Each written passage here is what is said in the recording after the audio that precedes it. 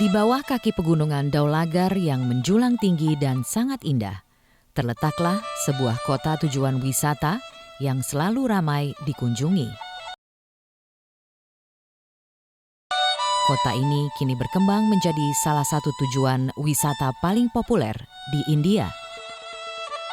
Di sini jugalah ajaran atau agama Buddha berkembang dan sangat kental terasa dalam setiap aspek kehidupan kota.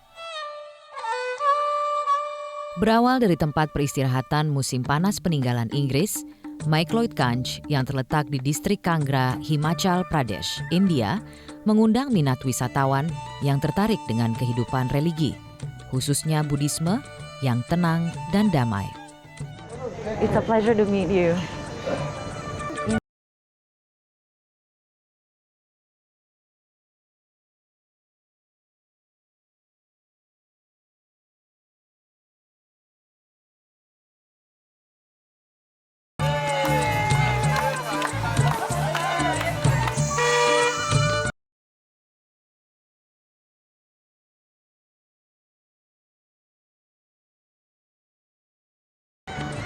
Ya, jadi memang seperti inilah suasana di Baksu Road. Baksu Road ini adalah salah satu jalan utama di McLeodganj.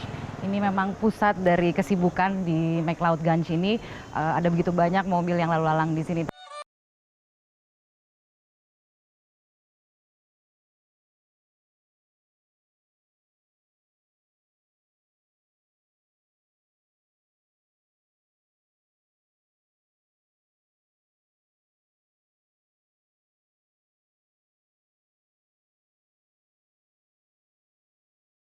Di hampir setiap sudut kota dapat ditemui aneka ragam kesenian dan kerajinan khas Tibet.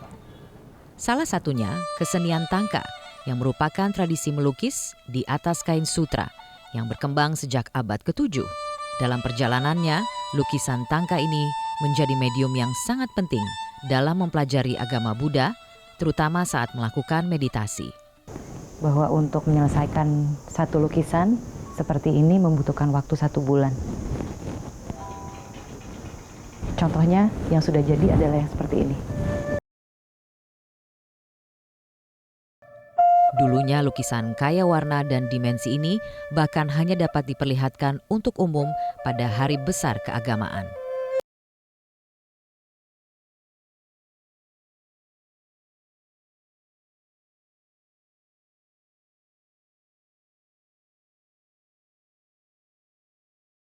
Norbulingka Institute ini memiliki suasana yang asri dan indah, seindah karya seni yang dihasilkan di ruang kelas berupa studio yang dapat dikunjungi wisatawan yang tertarik dengan kesenian Tibet.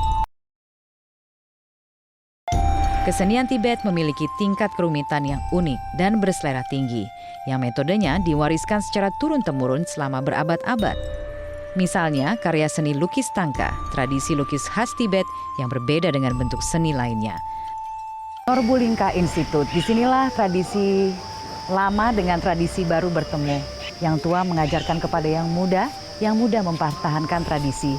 Memang Norbulingka Institute ini didirikan untuk melestarikan kebudayaan Tibet secara turun-temurun, tidak hanya untuk preservasi budaya yang begitu kaya, tetapi juga untuk memberikan penghidupan kepada warga Tibet yang mengungsi. Cheeks, they're all red. Bye, see you. Thank you.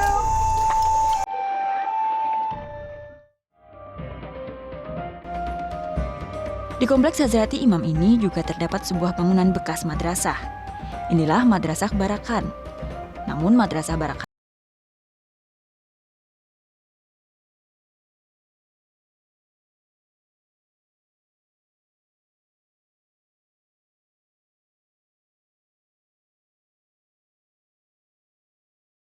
ini dulunya adalah madrasah, tapi tahun 1966 ada gempa, lalu madrasahnya dipindahkan dan sekarang beralih fungsi jadi semacam art shop.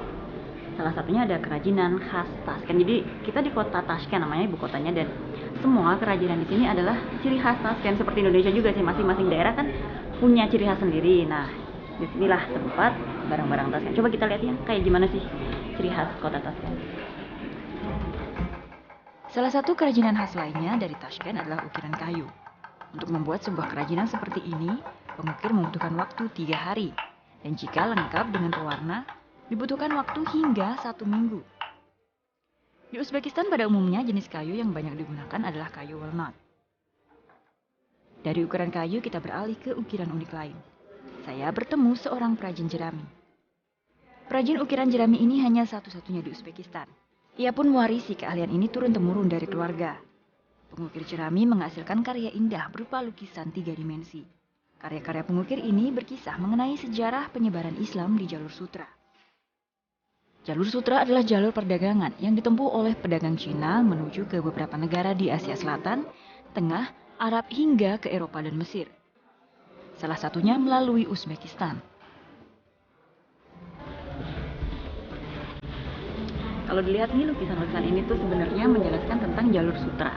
Dulu kan ada pedagang dan lewat dari timur ke barat lewat jalur sutra ini. Nah, di jalur sutra ini juga terjadi syiar Islam. Jadi syiar Islam itu dilakukan oleh mereka sambil berdagang. Jadi ini cukup penting peranannya dalam sejarah Islam, jalur sutra.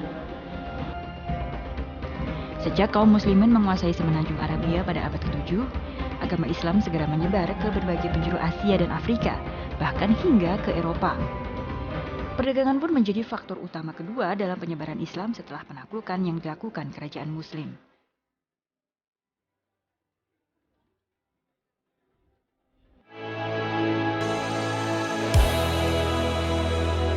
Jelajahi cara baru mendapatkan informasi. Download Metro TV Extend sekarang.